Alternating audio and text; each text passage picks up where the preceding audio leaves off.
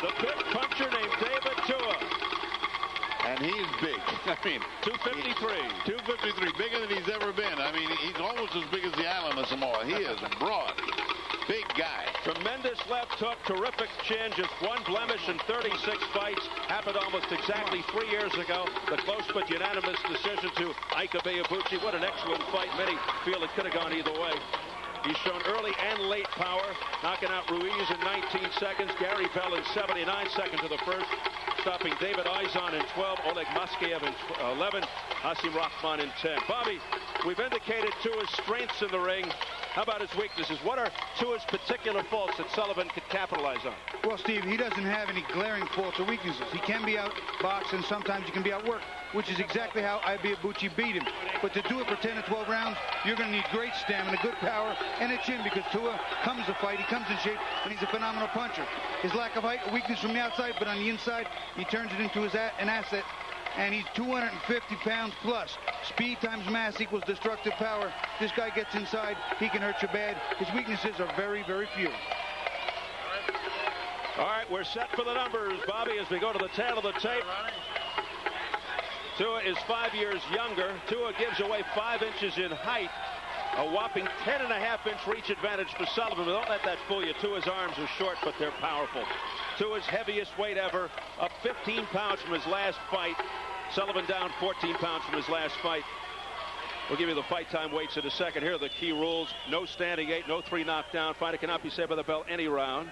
Accidental headbutt occurs before the end of the fourth. No contest after the end of the fourth. We go to the cards. Fight time weights Tua the same, 253. Didn't gain or lose. Sullivan 238, a +6. So here at the MGM Grand Garden, getting set for the main event. Tua Sullivan. Let's get the official introductions from our ring announcer, the classy Jimmy Lennon Jr. Ladies and gentlemen, from the City of Entertainment, the MGM Grand in Las Vegas, Nevada, we welcome you to our featured bout of the evening, brought to you by America Presents, matchmaker Thomas Brown, in association with Showtime Championship Boxing, the MGM Grand, and Budweiser, the undisputed king of beers. This bout coming away is sanctioned by the International Boxing Federation, along with the Nevada State Athletic Commission. The chairman is Dr. Elias Ghanem, Commissioners Amy Ayoub, Glenn Carano, Lorenzo Fertitta, and Dr. Luther Mack. The executive director is Mark Ratner.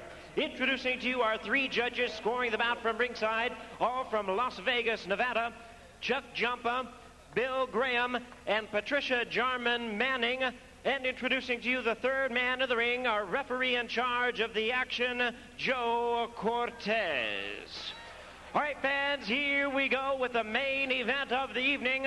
12 rounds of boxing for the IBF Intercontinental Heavyweight Championship. And now, ladies and gentlemen in attendance and boxing fans joining us around the world, live from the MGM Grand in Las Vegas, it's showtime!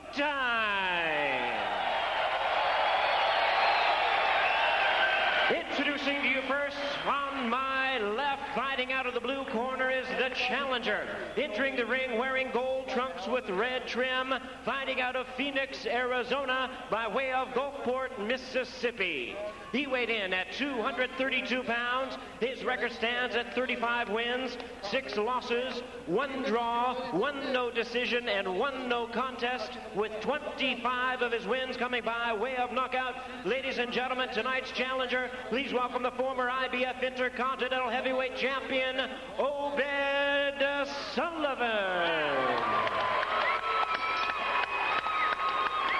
And his opponent across the ring is the defending champion. On my right, fighting out of the red corner, entering the ring wearing black trunks with white trim, hailing from South Auckland, New Zealand, by way of Samoa.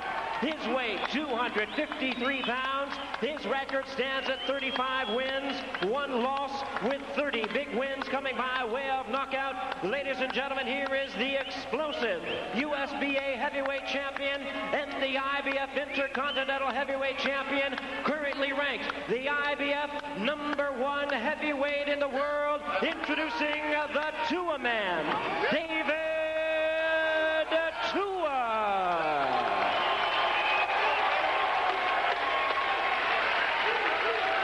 Once again, the referee in charge of this bout, Joe Cortez, now to give instructions. All right, Tua, Obed, gentlemen, we went over the rules in our dressing room. I expect a good, clean fight. Keep those punches up. I don't want any hitting after the bell. Give me good sportsmanlike conduct. Understand? These are still good. These punches are still good right here. All right? Give me a good, clean fight. Remember, guys, I'm fair, but I'm firm. Understand? All right, touch him up. All right, David Tua. As you can see, Tyson-esque in build, muscular, strong, straight ahead fighter, busy, swarming, heavy-handed puncher, very aggressive hooking style with that explosive left hook, exceptional power with a good chin, pretty good qualities, known to jump on his opponents early, 13 of his 30 KOs in the first. Obed Sullivan, when on his game, he's smart, well-schooled, major assets of boxing ability, defense, has a pretty good chin, but lacks the big-time speed and quickness. One punch, power, stamina, and he cuts. Obed's going to have to establish that jab immediately and get at least a small pound of flesh to get Tua off. Hit him with a right hand, stuff something there, and make him worry. And Tua looking to make a major statement here. He just doesn't want to win. He wants to win impressively. I don't think I've ever seen legs on a fighter that big. That looks like the foundations for the Golden Gate Bridge. I've never seen anything that big on a fight. Bobby's got big legs, but nothing like that. No, and I'll tell you what, they are really big. I've seen steel girders that are small. Three stumps, and here comes David Tua, winging away left, right. Obed's in trouble, and down he goes. Left uppercut on the inside, Steve. Almost lifted him off his feet. 6. And he's not getting up. 8. He put him down about 19 or 20 seconds in, and he may have matched the John Ruiz knockout. He's done it again. An early evening at the MGM, maybe he could fight next week. Maybe he knew something we didn't know. I'm not sure John Ruiz wants to do that again. I don't think so. Not after seeing that display. That was murder. Boy, that was so fast, so quick. What quick hands and what powerful hands for a big man. Can you imagine a fight with Tyson and Tua? What would that generate? Oh, that would be an atom bomb exploding in the middle of the ring. I think that would break all records. I mean, I think that is a fight that people now got to holler for. Those two guys in the middle of the ring will be a huge fight.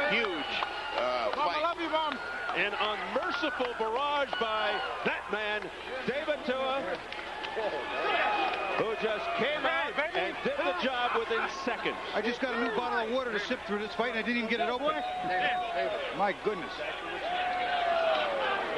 David Tua makes quick work of Obed Sullivan. He comes inside, and Sullivan gets caught on the inside. Right under here, there's a left hook, left uppercut that almost lifts him off his feet. It's a rising left hook or left uppercut. And Tua, look at, you see the legs, we talked about it. That's the power, that's the foundation. He's driving with those legs. Bobby, looks like he was already gone when he got the uppercut. Because look, see. That's the first one, there's the second one. See the uppercut? There were two. It looked like he didn't need the second one. He was already going down. What power. What power. Watch the ones where he just drops his gloves. Now right there, he's through. He's through. The next one wasn't necessary. You know, I've talked about it many times. Speed times mass equals destructive power. A bullet kills you because of not its mass, but how fast it's going. If a cannonball could fly at the speed of a bullet, it would go through about 30 buildings.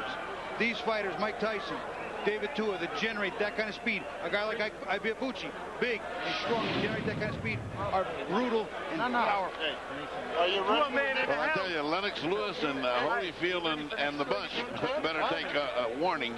They're in for trouble when they get in with this guy. It's going to be an interesting year for this man. I think it's safe to say that Tua made a statement tonight. The throw-in Samoan, the Terminator, whatever you want to call him. He terminated matters tonight rather briefly, telling the heavyweight division that he is a major player. We call that discrimination with extreme prejudice. Well, he announces to the world he's ready for a world title shot. He says he's lined up his next fight already, July 29th versus that great fighter known as TBD. He has made it abundantly clear that he wants Lennox Lewis. That could happen in November, assuming Lewis gets by both of them. I was just slightly concerned for Tua at 253. They might be carrying just a little extra weight. If Sullivan got in a little bit of a groove, he got him past rounds 3 or 4 or 5. But I also knew the power was there, and I wasn't really worried about that part of it. Well, he put all that weight behind those punches. And let's go up to Jimmy Lennon Jr. for the official word. Ladies and gentlemen, we have the time of 51 seconds in round number 1. Our referee in charge, Joe Cortez, reaches the count of 10. He's the winner by way of knockout and still champion, the Tua man, David Tua. Well, not quite as fast as the John Ruiz fight, but awfully close. Tua now goes to 36-1 with 31 knockouts, remains the IBF Intercontinental Heavyweight Champion, just for the record. Meanwhile, Obed Sullivan drops to 35-7 and 1 with a no contest and a no decision. He has now dropped 2 of his last 3. But it was all about David Tua here tonight. Let's go up to Jim Gray in the ring. Jim. All right. Thank you very much, Steve. Well, David, that was probably much easier than you had anticipated, correct?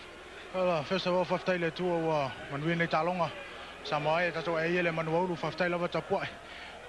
please. Well, it's basically I just thank God for this great victory. All glories and victories are his. And I knew basically that he's a soldier, he's a warrior. I knew he was going to come out and fight. But I had down in my mind, But 2 uppercuts like that you couldn't have anticipated, right? I mean, I knew that the minute I was going to hit him, it was going to be all over. So, I just had to come out here and display. Here it is. We can basically show the whole thing. Tell us what's going on. Well, I set him up with an overhand. I knew he was going to come in and try to throw the jab because I think everybody looks at the Rockman fight. That's the thing. But you can't see what's behind. You got to look at the present. And does this really prove anything? I mean, you've been inactive for 223 days. And some would say maybe 224 after this little sparring session. Well, there's a lot of talk about David Tua is going to be rusty and all that. But, the only thing about that is that David Tua is David Tua. And whatever, makes David Tua feel comfortable and works for him, I got to do it. But all I can say is that, I'm ready for Johnny Ruiz next week. Whoever. You've offered both the promoter and Showtime to come fight in Holyfield's place, haven't you? I mean, it's a pleasure to be on Showtime once again, and American Percent is doing a great job. Ronnie Shield, Kevin Barry, the rest of the crew, everybody's worked hard. Lennox, I'm here, let's do it, and I'll fight. Will you have another fight between now and November, if nothing else, just to try and collect a payday and try and get into some kind of ring shape, because you really can't base anything off of this, can you? Will you take another fight before Lewis in November, the mandatory? Sure, I'd love to. Ronnie, Kevin, Dan, let's get together and, let's get somebody. Like who? Whoever. Well, you obviously don't want to put yourself in a position and risk your title shot, but give us an idea. We are going to fight in July, and quite frankly, with Obed Sullivan, you got to remember, no one's done this to Obed Sullivan. So, I mean, you saw that beautiful left right there. He knocked him out. He's ready to take on anybody. We're going to take on anybody in July, whoever wants to take the fight. He's ready to fight next week. Seriously, I called up Jay Larkin today. David said he wanted to fight next week. He wanted to make quick work of Obed to be able to work within the rules of Nevada. Jay, tell me in my ear, is there any shot at that? It's never been done before, Jim. We want to do it. If not, we'll go in July. I don't think he's well receiving that offer, but we appreciate it. Congratulations, David. We hope to see you fight again soon, and we hope it's much more of a fight. Thank you very much, and I'd like to thank all the fans out there. Thank you very much, and God bless. All right, back to you, Steve. All right, thank you very much, Jim Gray. Very exciting night, very explosive fight there for David Tua. But we want to just switch for 1 second to a somber note and mention the passing today of publicist Irving Rudd, who passed away at the age of 82. One of the real great guys of boxing, a public relations man for many, many years, and a nicer person you couldn't meet in the world of boxing. He set the tone for all the people that came along. It was a pleasure dealing with him. I also would be remiss if we didn't say Tito Puente, the great Hispanic band leader who set the mark for salsa music, and he was a professor of Hispanic music. He passed away too. So Rudd and Tito Puente, 2 great men, go off together. Condolences to all the family members. All right, back to the business at hand here as we wrap things up from the MGM Grand. David Tua, without question, even though it was up against a journeyman-type fighter, a guy who doesn't rise to the occasion against A-level opposition, talking about Obed Sullivan, who went down fast here in the first round, 51 seconds in. David Tua cements his way as a #1 fighter. Without a question. I mean, Obed figured to last more than a 1-minute egg, and he didn't. He just was overwhelmed. Well, when they say, well, so what? He wasn't fighting anybody, but still, you got to knock out somebody. You got to render him unconscious.